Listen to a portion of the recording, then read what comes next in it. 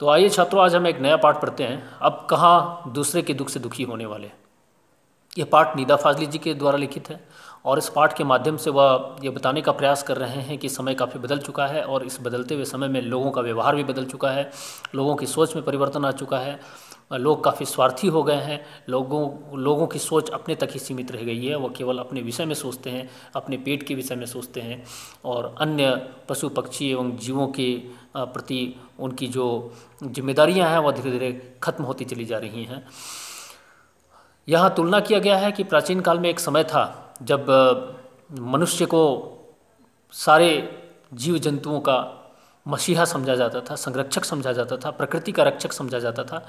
परंतु आज समय वो बदल चुका है। जैसे यहाँ उदाहरण के माध्यम से बताने का प्रयास किया गया है कि ईसा से 1025 वर्ष पूर्व सुलेमान नाम के एक बादशाह, एक राजा थे जिनका जिक्र कुरान में किया गया है और उन्हीं को बाइबल में सोलोमन के नाम से जाना जाता है। तो सुलेमान के विषय में विशेषता यह थी कि वह पशु पक्षी की भाषा भी समझते थे। वह मानव जाति के ही राजा नहीं थे बल्कि पशु पक्षियों के भी राजा माने जाते थे और सबकी भाषा समझ सकते थे। एक बार सुलेमान अपने लश्कर के साथ अर्थात अपने सिपाहियों के साथ कहीं निकले हुए थे। तब तक उनके घोड़ों की टापों की आवाज़ सुनकर रास्ते में चींटियाँ जो हैं वह चिंतित हो गई, घबरा गई और रास्ता पार करती हुई चींटियाँ जो है रुक गई और आपस में बातें करने लगी। वह बोलने लगी कि अब तो ये घोड़े जो हैं हमें कुचल डालेंगे और हम मृत्यु को प्राप्त हो जाएंगे। उनकी समस्या को सुलेमान ने सुन लिया और सुनते ही वह अपने लश्कर को वहीं रोक देते हैं और आगे बढ़कर कहते हैं कि तुम्हें चिंता करने की आवश्यकता नहीं है, तुम सारी चींटियाँ रास्ता पार कर लो, उसके बाद मैं जाऊँगा। सुलेमान केवल मनुष्य का ही नहीं बल्कि पशु पक्षियों का भी राजा है। और इस प्रकार चींटियाँ जो है उनको धन्यवाद देती हैं, दुआ देती हैं और आशीर्वाद देते हुए रास्ता पार करके चली जाती हैं। तो ये सुलेमान के विषय में बताया गया है जो कि केवल इंसानों के नहीं बल्कि पशु पक्षियों के लिए भी मोहब्बत बन करके आए थे, उनके मन में दया की भावना थी। दूसरा उदाहरण दिया गया है, एक शेख अयाज नामक महाकवि थे। उन्होंने अपनी आत्मकथा में लिखा है अपने पिता के बारे में। शेख अयाज कवि, महाकवि जो है अपने पिता के बारे में लिखते हैं कि उनके पिता जो है कुएं से जल निकालकर नहा रहे थे। नहाने के पश्चात वो खाना खाने के लिए आए और जब भोजन कर रहे थे तो उनका ध्यान अचानक, अभी एक रोटी का टुकड़ा उन्होंने तोड़ा ही था मुंह में डालने के लिए, तब तक उनका ध्यान कंधे पर गया। उनके कंधे पर एक काला सा च्योंटा रेंग रहा था। उस काले च्योंटे को देखकर वो खाना छोड़ देते हैं और खाना छोड़कर उठ जाते हैं और उस काले से च्योंटे को वो लेकर जाते हैं और उस कुएँ के पास रखते हैं।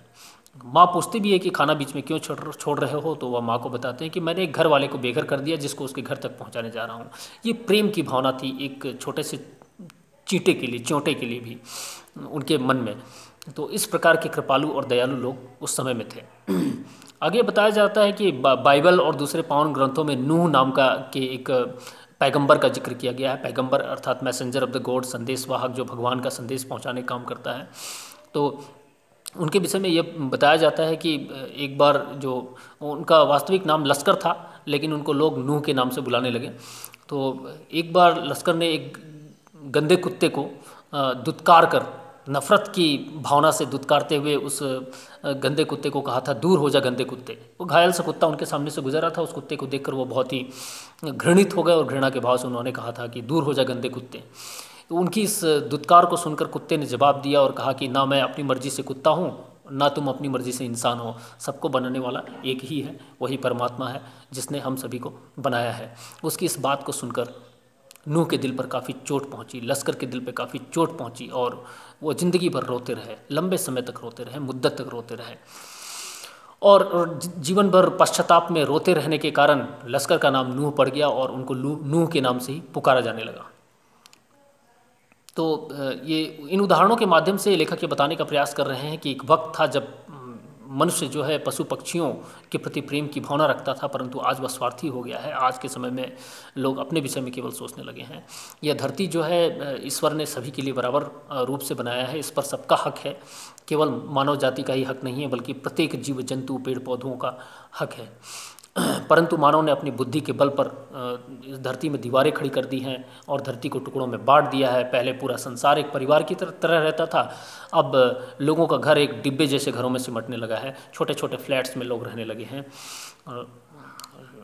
और आए दिन प्रगति और उन्नति के नाम पर पेड़ पौधों को काटा जाने लगा है। पेड़ पौधों को काटकर उस स्थान पर उन्नति के कार्य किए जा रहे हैं, सड़कें बनाई जा रही हैं, कारखाने बनाए जा रहे हैं, जिसकी वजह से पेड़ पौधों के कटने की वजह से पर्यावरण में काफ़ी परिवर्तन आया है।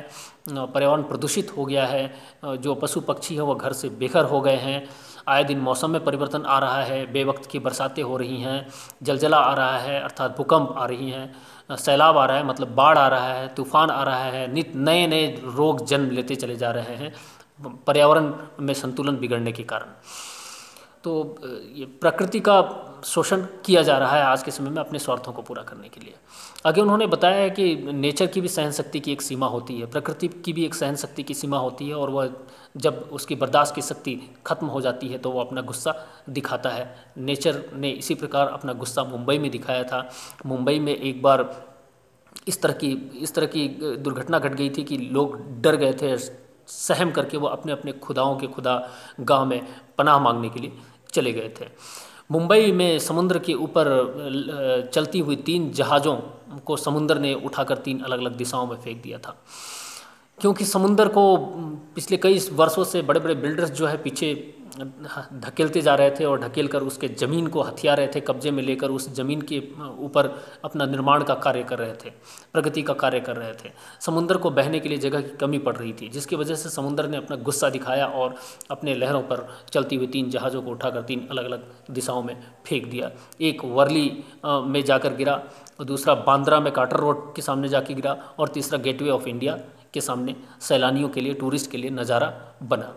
लाख कोशिश करने के बावजूद भी वो 3 जहाज़ फिर से ठीक नहीं हो पाए।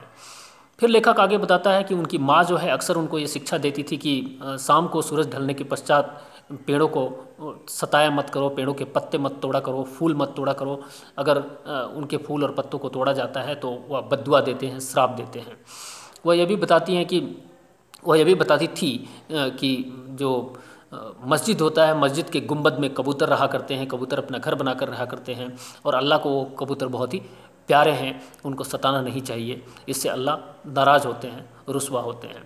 फिर वो ये भी बताती थी कि मुर्गों को सताया मत करो, क्योंकि मुर्गा मौलवी से भी पहले अजान देकर सभी को जगाता है। फिर आगे लेखक ये बताते हैं कि समय में काफ़ी परिवर्तन आ चुका है। आज ग्वालियर में जहाँ उनका बहुत साल पहले मकान था, अब वो ग्वालियर से वर्सोवा में जाकर बस गए हैं, मुंबई में जाकर बस गए हैं। और ग्वालियर से मुंबई के बीच के जो रास्ते थे उसमें बहुत सारे घने जंगल थे, बहुत सारे चरिंदे और परिंदे अर्थात पशु और पक्षी रहा करते थे, परंतु उन पेड़ों को काट दिया गया है और सारे के सारे पशु पक्षी जो है घर से बेघर हो चुके हैं। अब उन स्थानों पर छोटी छोटी झुग्गी और झोपड़ियाँ बस चुकी हैं, लोग अपना घर बनाकर, आशियाना बनाकर रह रहे हैं। कुछ पक्षी चले गए हैं, कुछ पक्षी लोगों के घरों में ही डेरे डालकर रह रहे हैं, स्थायी रूप से अपना आशियाना वहीं पर बसाकर रह रहे हैं। तो काफ़ी बदलाव आ चुका है ग्वालियर से मुंबई तक की दूरी के बीच में। लेखक ने इस चीज़ को महसूस किया है और लेखक बताते हैं कि किस प्रकार प्रकृति का शोषण हुआ है। तो ये आगे बताते हैं कि मुंबई में ये जिस फ्लैट में रहते हैं उस फ्लैट पे रोशनदान के सामने 2 कबूतरों ने घोंसला बनाकर रखा हुआ है और उन्होंने 2 बच्चे भी दिए हैं। बच्चों को खिलाने पिलाने की जिम्मेदारी कबूतरों की ही है। कभी कभी वो कबूतर इनके फ्लैट के अंदर भी घुस आते हैं, वह अंदर आते हैं और जाते रहते हैं, जिसकी वजह से कुछ सामान टूट कर गिर जाते हैं और इनको नुकसान भी होता है। कभी कभी वो इनकी पुस्तकालय में बैठ जाते हैं, इनकी पुस्तकालय में मिर्ज़ा गालिब और कबीर की जो पुस्तकें हैं उनको भी ख़राब कर देते हैं। उनके रोज़ रोज़ आने जाने से तंग आकर इनकी पत्नी जो है वह रोशनदान अर्थात वेंटिलेटर पे जाली लगवा देती है। जाली लगवाने के वजह से अब कबूतर अंदर नहीं आ पाते हैं, अब वो बाहर ही रहते हैं, रात भर गुटुरगू की आवाज़ करते रहते हैं, परंतु उनके इस दुख और गम को अब जानने वाला और समझने वाला कोई नहीं है। अब उनकी पत्नी है जो कि उनकी माता की तरह अन्य प्राणियों के प्रति दया की भावना नहीं रखती है। तो बदलते हुए समय के अनुसार लोगों की सोच बदल चुकी है, लोगों की ज़रूरतें बढ़ चुकी हैं और लोग प्रकृति से मुंह मोड़ चुके हैं। प्रकृति की रक्षा करने के बजाय और अन्य जीव जंतुओं की रक्षा करने के बजाय अपने तक ही उनकी सोच सीमित होती चली गई है। यही ये पाठ है, ये पाठ समाप्त हो गया है और पाठ के प्रश्नों के ऊपर चर्चा करते हैं। आइए देखिए, अरब में लश्कर को नूह के नाम से क्यों याद करते हैं? अरब में लश्कर को नूह के नाम से याद करते हैं क्योंकि उन्होंने एक गंदे कुत्ते को दुत्कारते हुए यह कह दिया था कि दूर हो जा गंदे कुत्ते। इस पर गंदे कुत्ते ने यह जवाब दिया था, उस कुत्ते ने यह जवाब दिया था कि न मैं अपनी मर्ज़ी से कुत्ता हूँ, न तुम अपनी मर्ज़ी से इंसान हो, सबको बनाने वाला एक ही वो परमात्मा है। इस जवाब को सुनकर वह जीवन भर रोते रहे और रोते रहने के कारण उनका नाम नूह पड़ गया और नूह के नाम से उनको याद किया जाने लगा। लेखक की माँ किस समय पेड़ों के पत्ते तोड़ने के लिए मना करती थी और क्यों? लेखक की माँ पेड़ों के पत्ते तोड़ने के लिए मना करती थी शाम के वक्त, क्योंकि शाम के वक्त पेड़ के पत्ते आराम कर रहे होते हैं और उन्हें तकलीफ़ होती है और वो बदुआ देते हैं।